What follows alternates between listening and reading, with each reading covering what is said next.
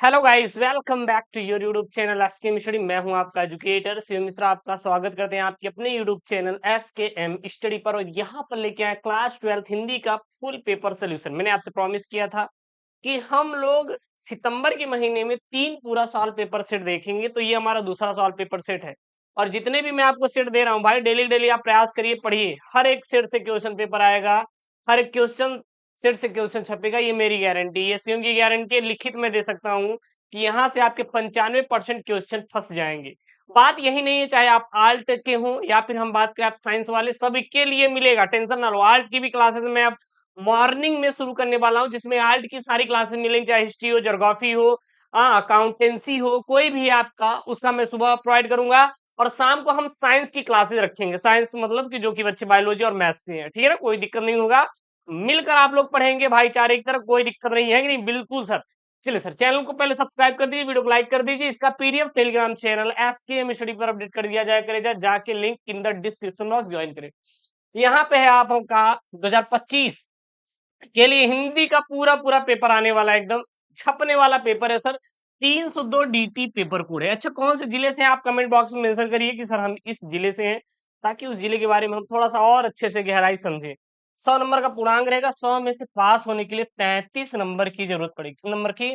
33 number की जरूरत पड़ेगी। बहुत ही सिंपल तरीके से आ जाएगा, टेंशन नहीं लेना है। 3 घंटे 15 मिनट को आपको क्या मिलेगा? टाइम मिलेगा। जो प्रारंभ के जो 15 मिनट रहेंगे, आपको प्रश्न पत्र को पढ़ने के लिए क्या रहेंगे? निर्धारित रहेंगे, ठीक है ना। टाइम नहीं बर्बाद करना है, बढ़िया प्रश्न पत्र को पढ़िए, आंसर दीजिए। उसके बाद यहाँ पे है कि इस प्रश्न पत्र में 2 खंड है, दोनों खंडों के सभी प्रश्नों का उत्तर देना क्या है? आपके लिए अनिवार्य है, आवश्यक है। सबसे पहला यहाँ पे है खंड क। अच्छा, खंड क जो रहेगा, यह आपका करेगा 50 अंकों का डिवाइड रहेगा। 50 अंकों का मतलब 50 नंबर का आपका ये डिवाइड रहने वाला है। क्लियर है ना? कोई दिक्कत नहीं होनी चाहिए। और हिंदी में तो कम से कम टारगेट बनाओ कि हम 100 में 100 ठोके। 95 5 क्यों माइनस जा रहे हो? 100 में 100 का टारगेट बनाओ, हो जाएगा पूरा। चलिए, सबसे पहला यहाँ पे ऑब्जेक्टिव है, खड़ी बोली का प्रथम गद्य रचना किसे माना जाता है? तो खड़ी बोली का प्रथम गद्य रचना जो माना जाता है सर, वो चंद छंद वर्णन की महिमा को माना जाता है। चंद छंद वर्णन की महिमा को माना जाता है।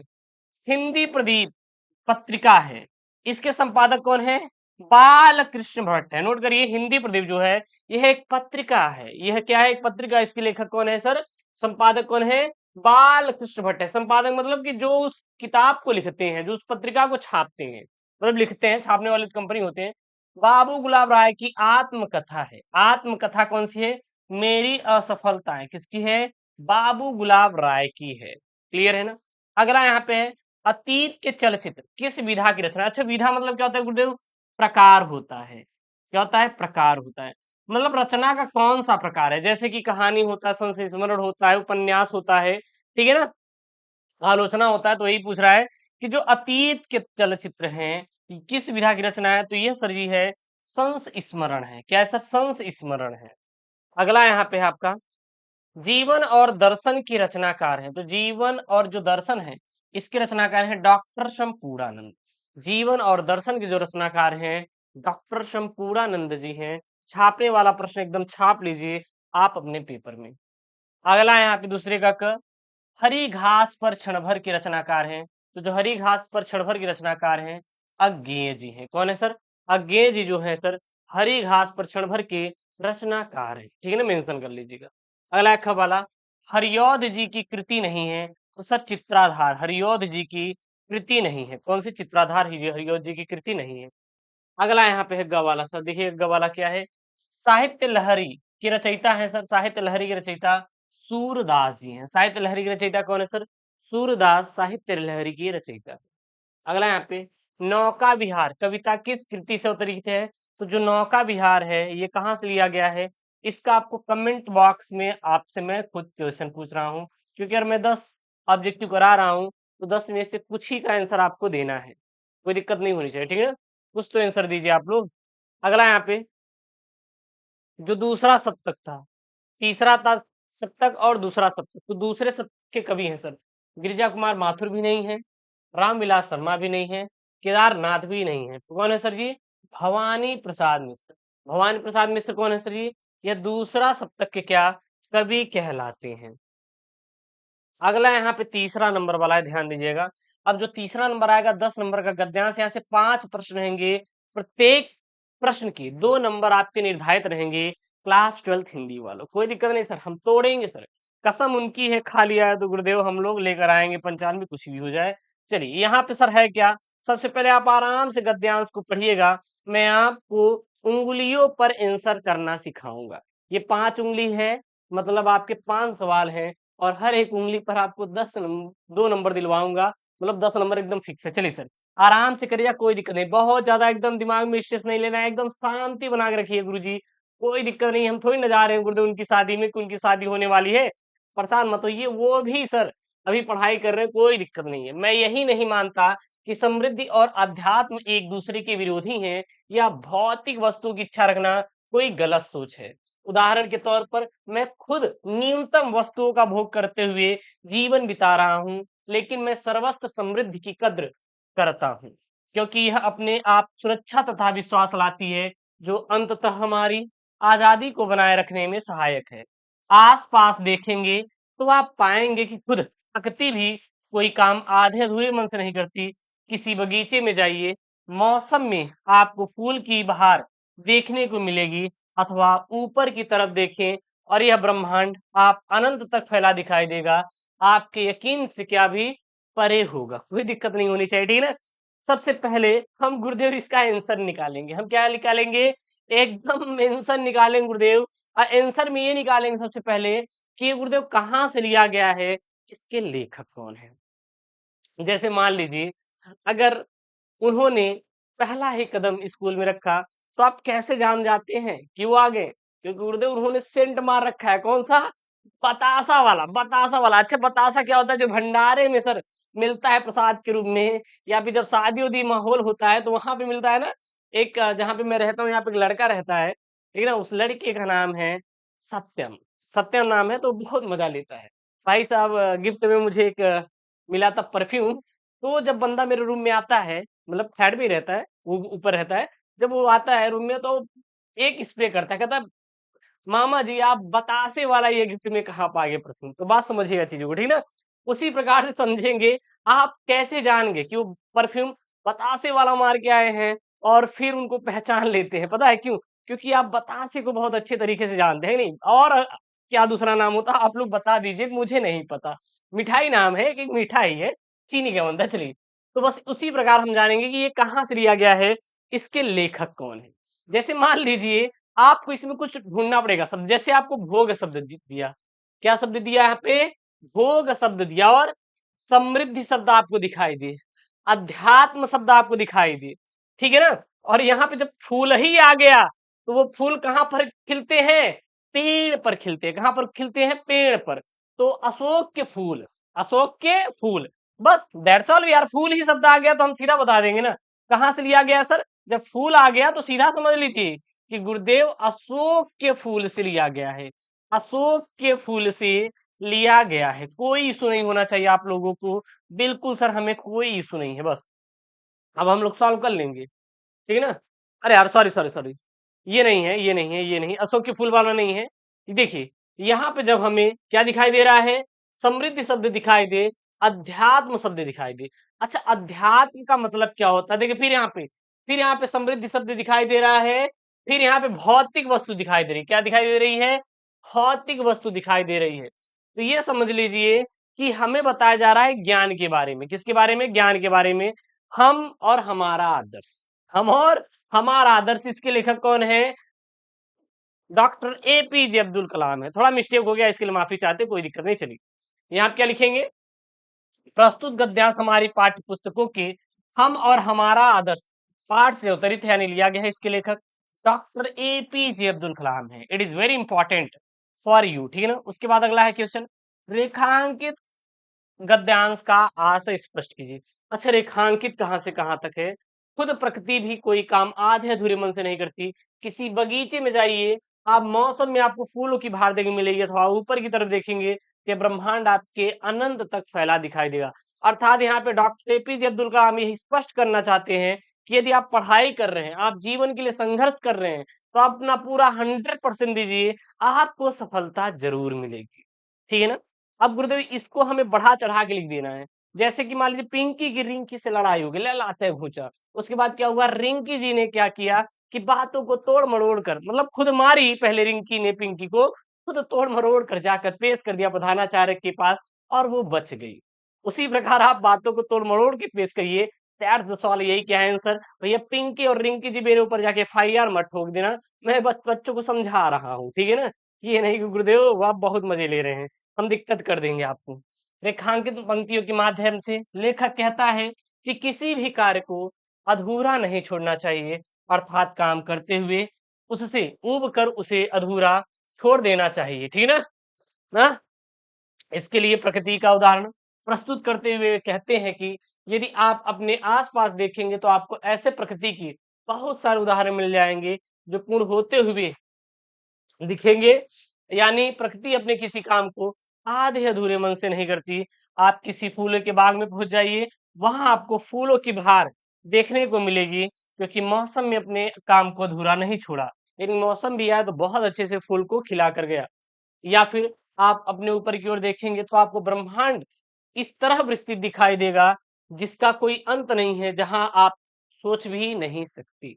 दैट्स ऑल, और कुछ नहीं। चीजों को बस थोड़ा सा बढ़ा चढ़ा के लिख दिया गया है, बाकी कुछ भी नहीं है। अगला ध्यान देना, भौतिक समृद्धि के महत्व के विषय में लेखक का क्या मान्यता है? अच्छा गुरुदेव इसका आंसर करे कैसे करेंगे? कुछ नहीं यार, ऊपर ही आपको मिल जाएगा, इसके लिए बहुत ज्यादा टेंशन नहीं लेना है। तो भौतिक समृद्धि के महत्व, अब यहीं पे ढूंढो इसको, भौतिक समृद्धि कहाँ पे दिखाई दे रही है? यहाँ पे देखेंगे। हाँ हाँ, यहाँ पे देखेंगे कि भौतिक समृद्धि कहाँ पर है, ढूंढते हैं हम लोग। देखिए यहाँ पे, मैं यह नहीं मानता कि समृद्धि और अध्यात्म एक दूसरे विरोधी हैं या भौतिक वस्तु की इच्छा रखना कोई गलत सोच है, बस दैट सॉल्व, ठीक है ना? लेकिन मैं सर्वस्व समृद्धि की कद्र करता हूं, क्योंकि यह अपने साथ सुरक्षा और विश्वास लाती है। और यही क्या हो जाएगा, इसका आंसर हो जाएगा।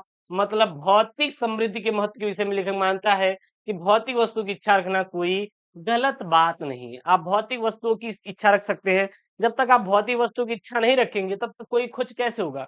लोग कहते हैं, "अरे भाई, तू छोड़ दे इस चीज़ को, इस चीज़ की बाई बिल्कुल ना लो।"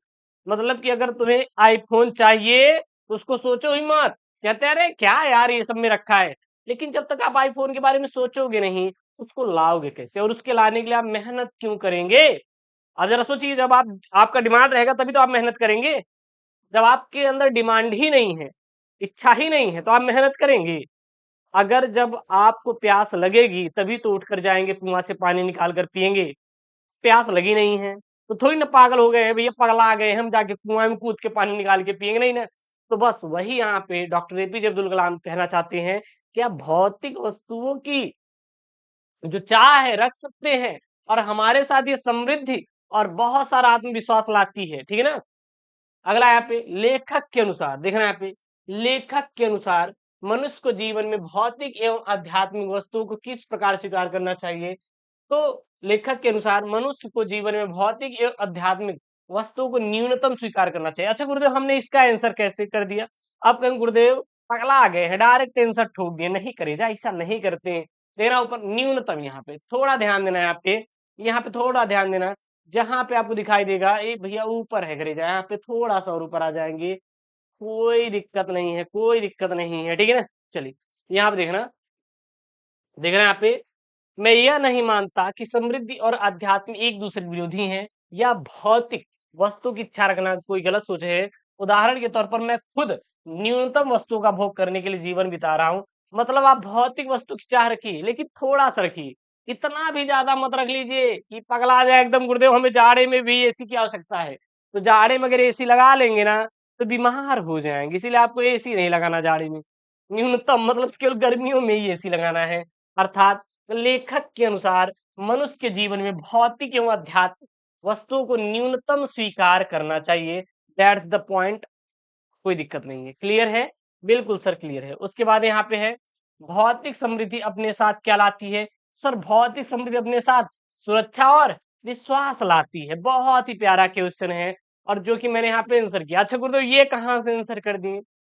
भैया यही तो सबसे बड़ा डाउट है। करेजा कुछ नहीं करना, ऊपर देखेंगे भौतिक समृद्धि अपने साथ क्या लाती है। इसमें देख लो ना, भौतिक समृद्धि अपने साथ क्या लाती है।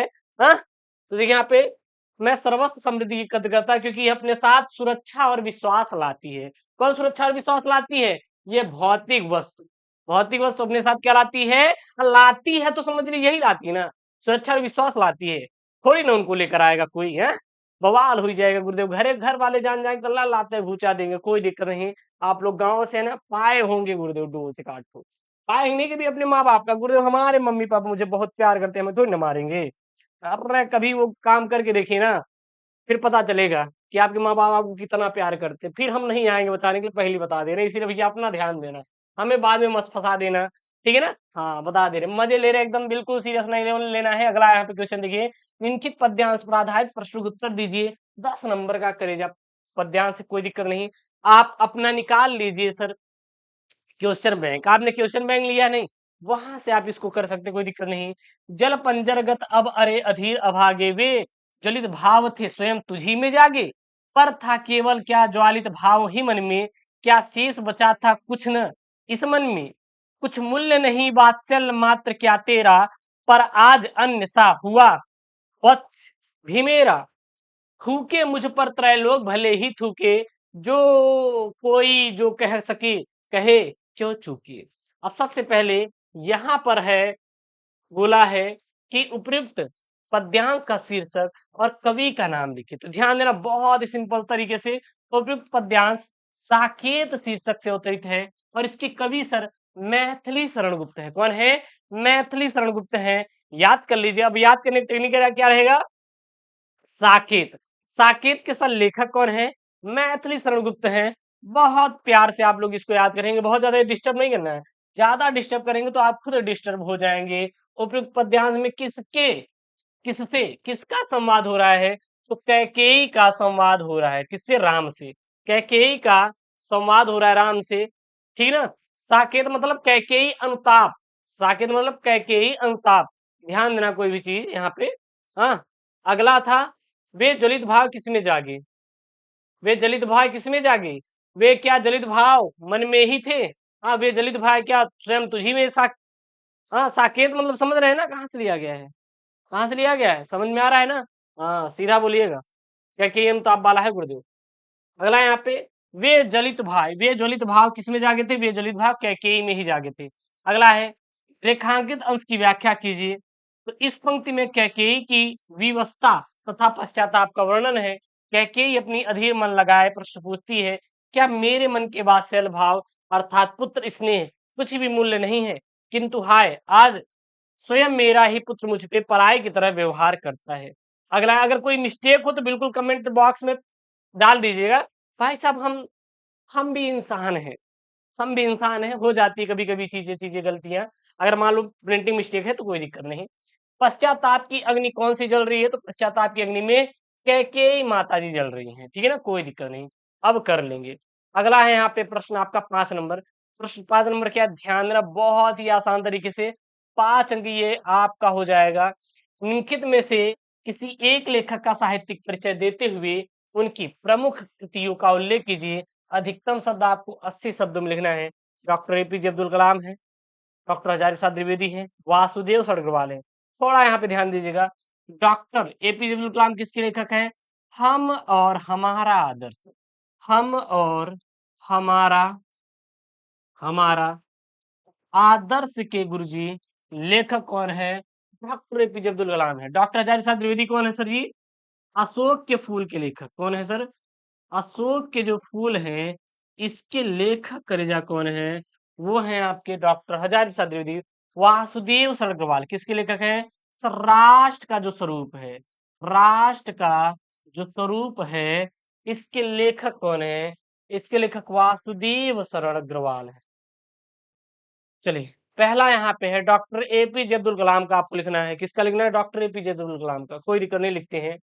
मिसाइल मैन के रूप में भारतीय जनता समेत समस्त विश्व में लोकप्रिय भारत के पूर्व राष्ट्रपति डॉक्टर एपीजे अब्दुल कलाम का जन्म 15 अक्टूबर 1931 को धनुषकोडी गांव रामेश्वरम तमिलनाडु में एक निम्न वर्गीय परिवार में हुआ था।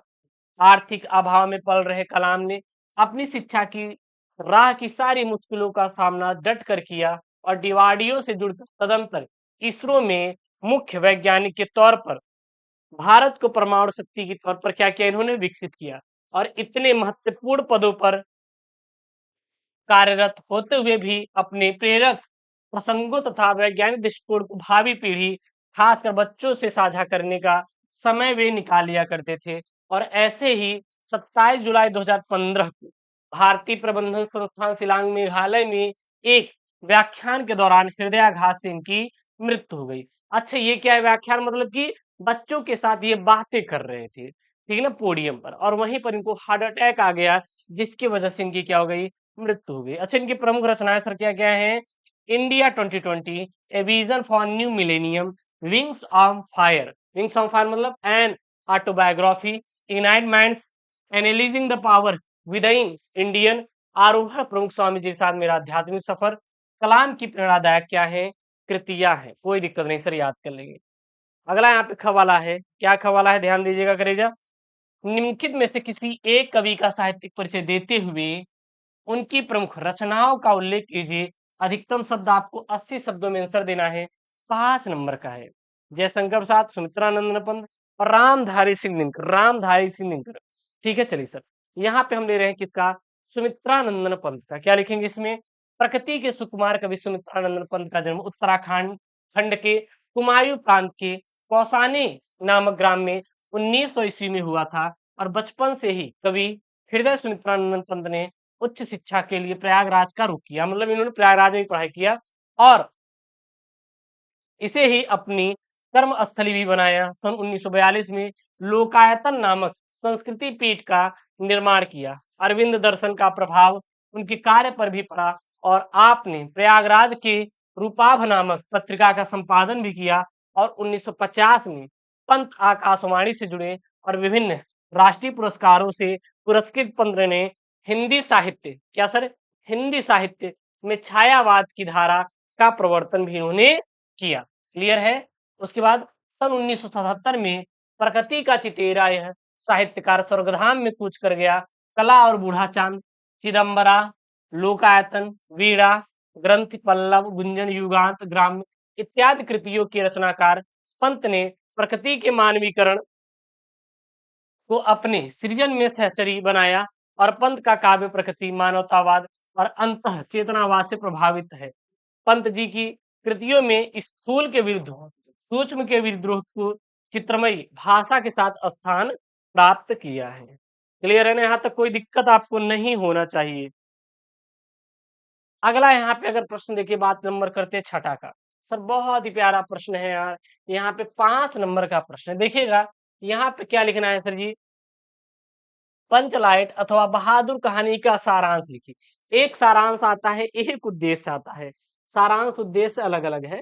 उद्देश्य मतलब आपको बताना रहता है ये किस टॉपिक पे है और सारांश मतलब आपको बताया उसके कहानी के बारे में बताना रहता है। तो चलिए सबसे पहले यहाँ पे पंचलाइट कहानी का सारांश देखते हैं। पंचलाइट में क्या रहता है, एक महतो टोली रहती है जो कि बहुत ही गरीब गांव रहता है और वो लोग रामनवमी के मेले पर जाते हैं। कहाँ पर घूमने के लिए करेजा, बहुत बढ़िया, जैसे आप लोग जाते हैं ना एकदम मेले में घूमने के लिए, वो लोग भी मेले में घूमने के लिए जाते हैं।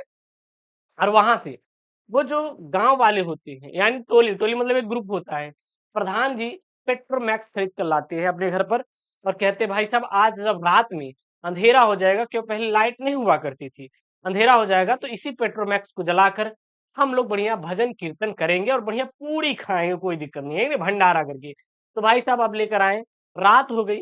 अब जब वो पेट्रोमैक्स जलाने की बारी आई तो उसको जलाना कोई नहीं जानता था, लेकिन इसी टोली में एक युवती रहती थी जिसका नाम क्या था, मुनरी। और मुनरी जो जो थी, यह गोधन नामक लड़की से बहुत प्रेम करती थी और गोधन एक दिन मुनरी के घर के सामने से सलीम का गाना गाकर जा रहा था। मतलब गाना गा रहा था भैया, लौ वाला, समझ रहे हैं ना, बवाल हो जाता है गांव में अगर किसी को सुना दो। और उसमें से देख रही थी काकी, किसकी, मुनरी की काकी गुलरी थी, और वो की लगा कर देख रही थी, भाई गोधन जो है हमारी बिटिया को लाइन दे रहा है। अब ये बात पहुंच जाती है प्रधान के पास। प्रधान कहते हैं कि तुम लड़कियों के भगा कर लेके जाओगे। भाई साहब उसको तड़ी पार करके निकाल दें गाँव से। अब क्या हुआ, कि उस दिन रात में गोधन नहीं था, लेकिन गोधन पढ़ा लिखा था। वही है ना कि अगर आप पढ़े लिखे रहेंगे और गवर्नमेंट जॉब आपके पास है, तो आपकी कोई भी मैरिज हो जाएगी, भाग marriage, arrange marriage, love marriage, जो करना चाहिए आप तुरंत कर सकते हैं, सब आपको छूट दे देंगे। उसी प्रकार गोधन उस दिन आया, और ये बात जो मुनरी जानती थी, गोधन पंचलाइट को जला लेगा, फिर मुनरी जो है ये बात सरपंच तक पहुंचा देती है कि गोधन जो है ये पंचलाइट को जला सकता है। अब भाई साहब गोधन को बुलाया जाता है अपनी टोली में, और वो आकर पंचलाइट जला देता है। भैया मुनरी काकी प्रसन्न हो जाती है, भाई साहब ऐसा दामाद मुझे थोड़ी ना मिलेगा कहीं पे, हाँ गुलरी काकी प्रसन्न हो जाती हैं और बढ़िया उसको दावत में बुलाती हैं। और प्रधान जी कहते हैं, भाई तेरा 7 खून माफ, तो भाई एग्जाम क्लियर कर लिया। तो फिर अगला बहादुर। अच्छा बहादुर क्या है? तो बहादुर एक नेपाल का 14 साल का लड़का है, 12 से 13 साल का लड़का है, जो कि नाबालिग है।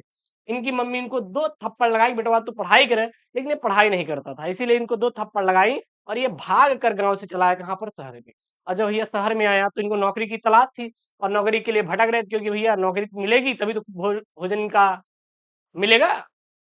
और यहीं पर सिटी में देखिए, शहर में ही एक आंटी रहती थी। अब आंटी को नौकर की तलाश थी, क्यों? क्योंकि जब वो आंटी किसी घर के पर जाती थी तो वहां पे नौकर देखती थी, शान सुविधा देखती थी, और इनके मन में भी विचार आया कि नहीं, अब हमें भी एक नौकर की तलाश है। तो इनको नौकरी तलाश थी, उधर बहादुर को नौकरी की तलाश थी, तो बहादुर उनके घर पर पहुंचा और वो नौकरी के तौर पर रख लेती है नौकर के रूम में पहले बहादुर को। फिर शुरू में बहादुर के साथ अच्छा व्यवहार किया जाता है, वही बात है, आप मामा के यहाँ 2 दिन रुकिए, अच्छा व्यवस्था होगा, लेकिन जहाँ 10 दिन रुके तो आपसे गोबर उठवाना शुरू कर देंगे, है ही नहीं? उसी प्रकार भाई साहब इनके साथ पहले अच्छा व्यवहार किया जाता था, बाद में मारपीट, गाली गलौज, तमाम प्रकार की लाते घुचा देना शुरू कर दिए। फिर वो जो बहादुर था वो घर छोड़कर भाग गया, और ये पछताने लगे। यही हो गई बहादुर कहानी, काम खत्म। और कुछ भी नहीं यार, बहुत ज्यादा आपको टेंशन नहीं लेना है। यहाँ पर मैं लेकर आया हूँ बहादुर कहानी का सारांश। क्या लेकर आया हूँ? बहादुर कहानी का सारांश। बहुत बच्चे अपने अपने दिमाग से लिखते हैं, आप अपने मन से लिखिएगा, सब कुछ सही है। अमरकांत द्वारा लिखित कहानी बहादुर एक नेपाली बच्चे अर्थात बच्चे यथार्थ की कहानी है, जिसका बाप मर चुका है और माँ के कर्कश व्यवहार के कारण वह अपने घर से भाग आया है। लेखक अपनी किसी रिश्तेदार के माध्यम से बहादुर घर के काम के लिए मिला था। आरंभ में बहादुर की खूब आव भगत की गई, यानी कि अच्छे से बात किया गया, काम करवाया जाता था। दिन बीतने के साथ इसमें कमी आती गई, मतलब आव भगत में मतलब कमी आती गई, मारपीट करना शुरू कर दिए।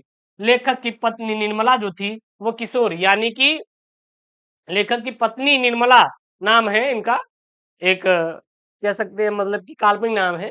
इनकी पत्नी, लेखक की पत्नी अमरकांत की पत्नी थी, और उनकी बेटा था, ठीक है ना, किशोर। लेखक का बड़ा लड़का था।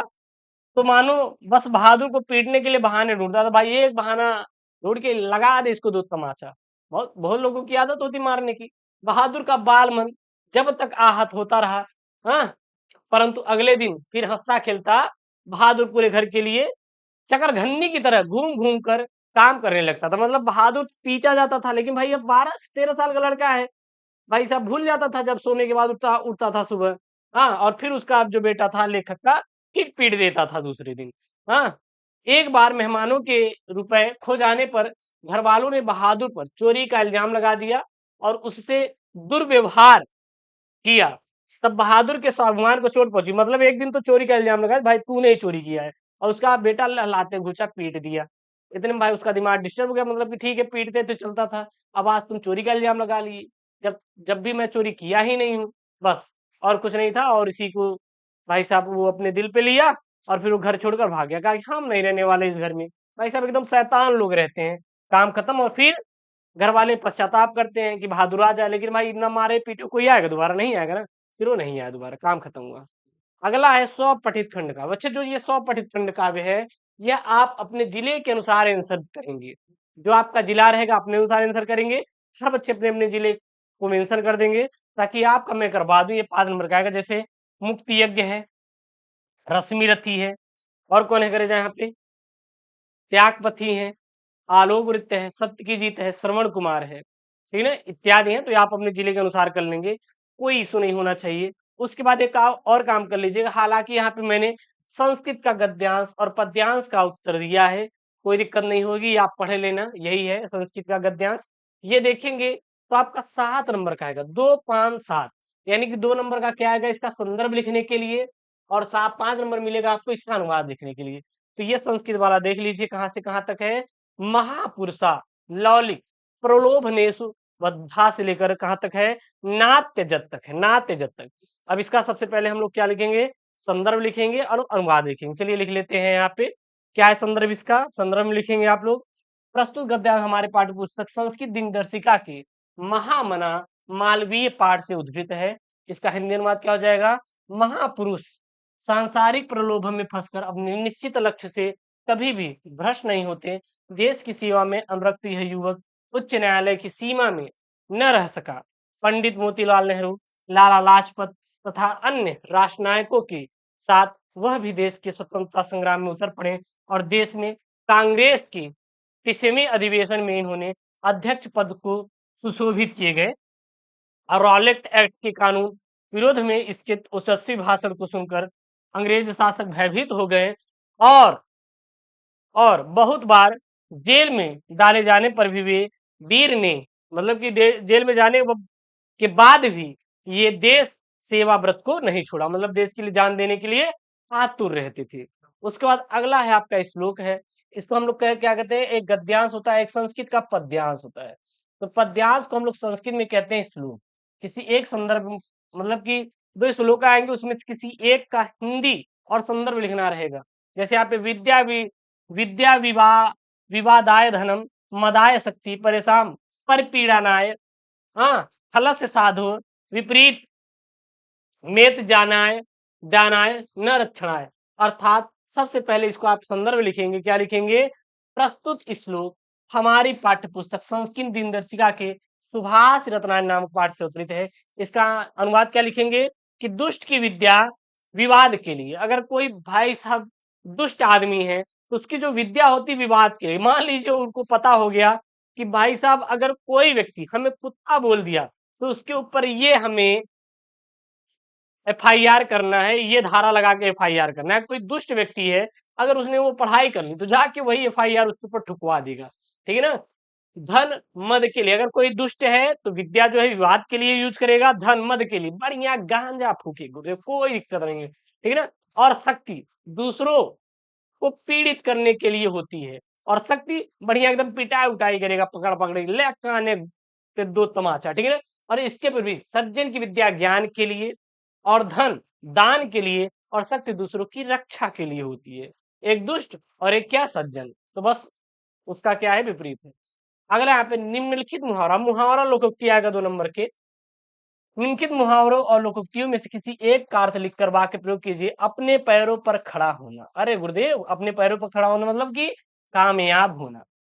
वाक्य प्रयोग क्या लिखेंगे, राम के माता पिता बहुत ही खुश है क्योंकि वह नौकरी पाकर अपने पैरों पर खड़ा हो गया।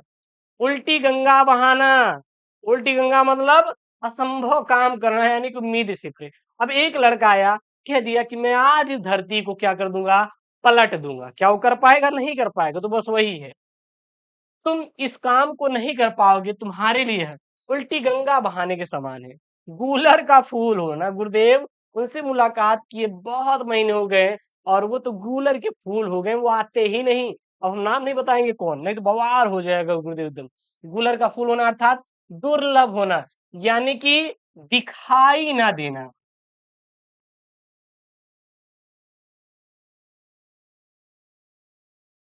बहुत दिन तक लिख देना आगे, बहुत दिन तक दिखाई न देना।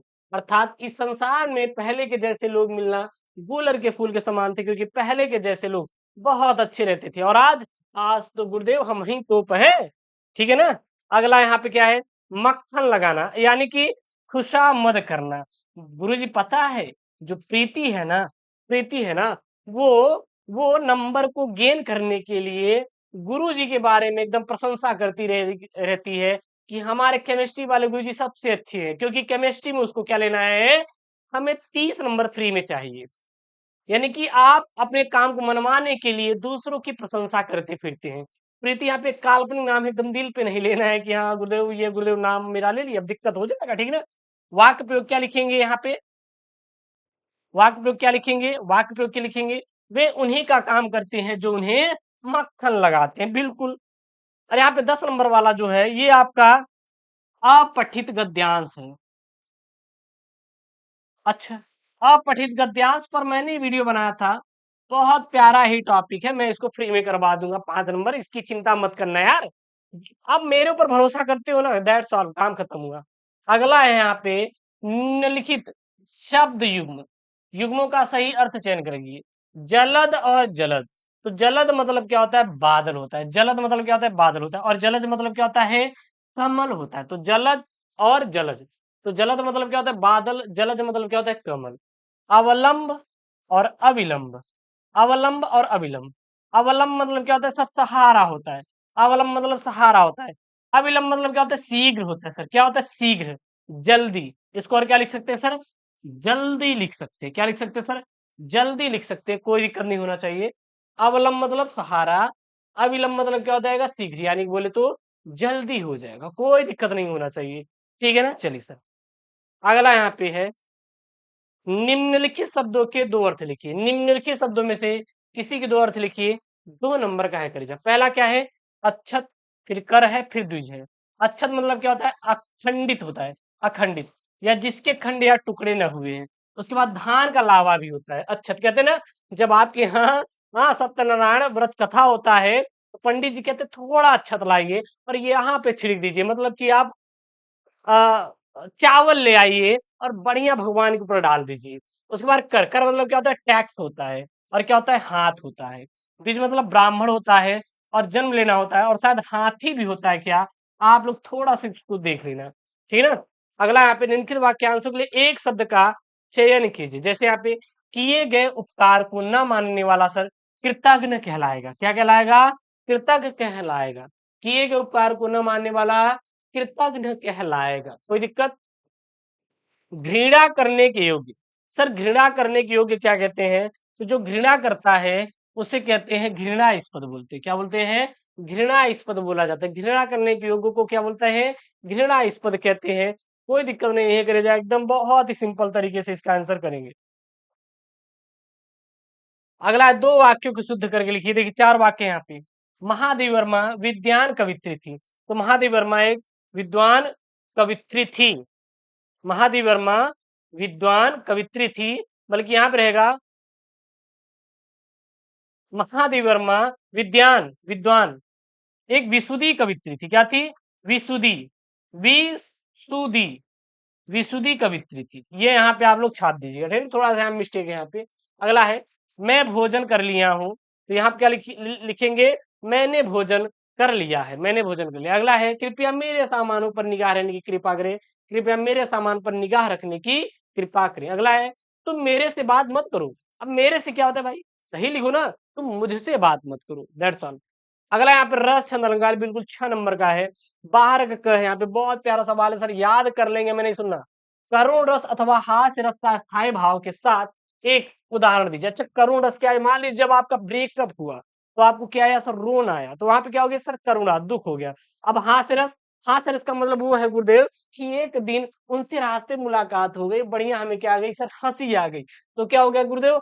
हास्य रस हो गया। कहते हैं ना, एक बात याद रखना, लड़कों के एक अंदर होता है, मैं बता दूं, और दिल पे मत लेना आप लोग, बस मजे के तौर पे, कि अगर उन्होंने पेन मुझसे मांग लिया तो बस समझ लीजिए काम हो गया। ये सबसे बहुत बड़ा धोखा है। अगर उन्होंने पेन मांगा तो जरूरी नहीं है कि आपके साथ, बिल्कुल उनका जरूरी है कि उन्होंने शायद वो क्रैक करके आपको लात मार के चले जाएंगे, है कि नहीं? बिल्कुल यहाँ पे ध्यान देना, ये लड़कों का सबसे बड़ा मिथ होता है कि पेन को भाई मांग लिया उन्होंने, अरे भैया आज उन्होंने तो मुझसे पेन मांग लिया। और ये सबसे बड़ी गलत फहमी आप लोगों की, तो खासकर लड़कों का ध्यान देना ना, हम बता दे रहे हैं, कोई बताता नहीं है ऐसे जल्दी। हाँ चले सर, यहाँ पे लिखेंगे आप में, सर करुण रस का स्थायी भाव सर शोक होता है। गुरुदेव उनसे ब्रेकअप हो गया गुरुदेव, मुझे बहुत ही रोना आ रहा है, तो यानी कि शोक नामक स्थायी भाव, विभाव, अनुभाव और संचारी भाव के संयोग से करुण रस की उत्पत्ति होती है। जैसे विस्तृत नभ का कोई कोना कभी ना कभी अपना होना, मतलब विस्तृत नभ का कोई कोना मेरा न कभी अपना होना, परिचय इतना इतिहास यही, उमड़ी कल थी मिट आज चली, ये याद कर लेंगे, कोई दिक्कत नहीं होना चाहिए। हमें पता है आप लोग बहुत मजे लेते हैं। अगला है आंसर, उपमा अलंकार अथवा रूपक अलंकार का लक्षण।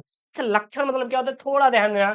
डिफिनीशन बोलते हैं, यानी कि बोलते हैं वैसे परिभाषा। क्या बोलते हैं? परिभाषा बोलते हैं। बहुत ही अच्छा, चलिए। तो इसका परिभाषा क्या हो जाएगा? उपमा अलंकार का लिखिए। उपमा अलंकार का परिभाषा क्या हो जाएगा? जब दो जब दो अलग-अलग वस्तुओं में उनके रूप, गुण व समान धर्म के कारण समानता दिखाई जाती है, तो वहां उपमा अलंकार होता है। वहां कौन सा होता है? उपमा अलंकार होता है। उदाहरण के लिए क्या लिखेंगे? हरिपद कोमल कमल, यानी कि हरि के जो पद हैं वो कमल की तरह, एकदम क्या है? कोमल है। मतलब जो भगवान श्री कृष्ण के पद हैं वो कमल के समान क्या है? कोमल है, बहुत ही क्या है? सॉफ्ट है, प्यारे हैं। ठीक है ना? अगला यहाँ पे सोरठा छंद अथवा कुंडलनिया छंद का लक्षण, मतलब क्या होता है? फिर ध्यान देना, परिभाषा होता है। परिभाषा एवं उदाहरण लिखिए। चलिए, क्या लिखेंगे इसका उत्तर? सोरठा छंद का लक्षण, यह अर्ध सम्मात्रिक छंद होता है। यहाँ पे लिख देंगे, यह अर्ध सम्मात्रिक छंद होता है। इसके प्रथम और तृतीय चरणों में 11-11 मात्राएं और द्वितीय और चतुर्थ चरण में 13-13 मात्राएं होते हैं, और यह दोहे का उल्टा होता है, जिसे हम लोग छंद कहते हैं। उदाहरण खुद से याद कर लेना, कोई दिक्कत नहीं होना चाहिए। अगला यहाँ पे आपका 13 नंबर वाला, ये 6 नंबर का आएगा आपका पत्र लेखन। देखिए है क्या यहाँ पे? किसी बैंक के शाखा प्रबंधक को पुस्तक एवं लेखन सामग्री की दुकान खोलने हेतु ऋण प्राप्ति के लिए एक आवेदन पत्र लिखिए। 6 नंबर का अथवा में करके आएगा कि नगर में अपने मोहल्ले की नालियों की साफ सफाई करने के लिए नगर पालिका अध्यक्ष को एक आवेदन पत्र लिखिए। बहुत ही सिंपल है। सबसे पहले क्या लिखेंगे? सेवा में लिखेंगे। उसके बाद शाखा प्रबंधक, स्टेट बैंक ऑफ इंडिया हंडिया, शाखा प्रयागराज। अच्छा, किसके लिए लिख रहे हैं? तो ये पत्र लिख रहे हैं हम लोग किसी बैंक के शाखा प्रबंधक को पुस्तक एवं लेखन सामग्री की दुकान खोलने हेतु ऋण प्राप्ति के लिए आवेदन पत्र लिख रहे हैं। क्लियर है ना? फिर अगला, ये विषय लिखना बहुत जरूरी है। विषय आप जरूर से जरूर लिखेंगे। उसके बाद लिखेंगे महोदय, निवेदन है कि मैं एक शिक्षित बेरोजगार युवक हूँ, स्वरोजगार हेतु अपने निवास क्षेत्र में पुस्तक एवं लेखन सामग्री दुकान खोलने हेतु इच्छुक हूँ, और इस संबंध में मैं आपके बैंक द्वारा जारी किए सभी दिशा निर्देशों का पालन करते हुए मैंने सभी आवश्यक कागजात इस आवेदन पत्र के साथ संलग्न कर दिया है। अतः आपसे प्रार्थना है कि मेरे आवेदन पत्र पर सहानुभूति पूर्वक विचार करते हुए मुझे यथाशीघ्र ऋण प्रदान करने की कृपा करें। अगला यहाँ पे संलग्नक सभी आवश्यक कागजातों की प्रमाणित फोटोकॉपी, क्योंकि जब आप लोन लोगे तो वहां पे कुछ आपको डॉक्यूमेंट लगाने होते, तो यही संलग्नक है। समझ आ रहा है ना? अगला क्या है? यहाँ पे भवदी, मतलब कि मैं आपका शतार्थी, यहाँ पे अपना नाम, बट आपको नाम नहीं लिखना है क्योंकि अलाउ नहीं होता बोर्ड में अपना नाम लिखना। अगला यहाँ पे 14 नंबर जो है, निम्नलिखित विषय में से किसी एक पर अपनी भाषा शैली में निबंध लिखिए। यहाँ पे बोला है अपनी भाषा शैली, मतलब आप खुद से बना के रखेंगे। किताब से या मेरे द्वारा या किसी और के द्वारा छपाए गए निबंध को याद नहीं करेंगे, ये दिमाग में सेट कर लीजिए। आप अभी से प्रैक्टिस करना शुरू कर दीजिए लिखने का, ठीक है ना? मेरे प्रिय कवि, अच्छा, जब मेरे प्रिय कवि पर आया तो आपका प्रॉब्लम ही सॉल्व हो गया। अब कैसे? क्योंकि आपने कवि का जीवन परिचय आप याद करके गए हैं। तो जिस कवि का जीवन परिचय याद है, आप अपने आप को बंद करिए, उसी के बारे में छाप दीजिए। जैसे मैंने ऊपर सुमित्रा नंदन पंत के बारे में अभी लिखवाया है, तो उनके बारे में लिख दीजिए। हाँ, जयशंकर प्रसाद के बारे में लिख दीजिए, जिसका आपको याद है। मैथिली शरण गुप्त के बारे में लिख दीजिए, जिसका आपको याद है, उसी का छाप दीजिए, काम खत्म। नवीन शिक्षा पद्धति मतलब जो नई शिक्षा पद्धति आई है, भाई साहब 10वीं में 20 एमसीक्यू हो गए, 11वीं में भी, 9वीं में भी, 12वीं में भी होने वाले, यही सब लिखना है। पर्यावरण प्रदूषण के बारे में लिखना है। विद्यालय में स्वास्थ्य शिक्षा, यानी जो विद्यालय में वो स्वास्थ्य शिक्षा क्यों सिखानी चाहिए, ये सब आपको समझा सकते हैं। ये रहा आपका क्लास 12 हिंदी का एकदम आने वाला पेपर 2025 बोर्ड एग्जाम में। और मैं आपको हर महीने 3 सेट दूंगा। मैं आपको टोटल 4-3-12 सेट प्रोवाइड करूंगा। ये 12 सेट सर बहुत इंपॉर्टेंट रहेंगे, और मैं यहाँ से इस बात को एकदम दावे के साथ बोलूंगा कि 95 क्वेश्चन मैं फंसा दूंगा, 95% क्वेश्चन फंसा देंगे, बिल्कुल एकदम लाइव सर, गारंटी मैं दूंगा। लेकिन आपको सर हमारे साथ मेहनत करना पड़ेगा। किसी एक चीज को पढ़ के सर आप 95 नहीं ला सकते, लेकिन हाँ, आप पूरे ये 12 सेट जो मैं पढ़ाऊंगा इसको पढ़ के आप 100% गारंटी के साथ सर अपना 95 क्लियर कर सकते हैं। तो बिल्कुल चैनल से जुड़े रहे, मैं इसका एक प्लेलिस्ट बना दूंगा। और एक चीज और, इसका PDF Telegram channel SKM study पर भेज देंगे। एसकेएम स्टडी टेलीग्राम चैनल का लिंक डिस्क्रिप्शन बॉक्स के अंदर है, जाकर ज्वाइन करें और अपनी पढ़ाई एकदम अच्छे से करें। मिलते हैं नेक्स्ट वीडियो में दोस्तों। Thank you, take care, bye bye.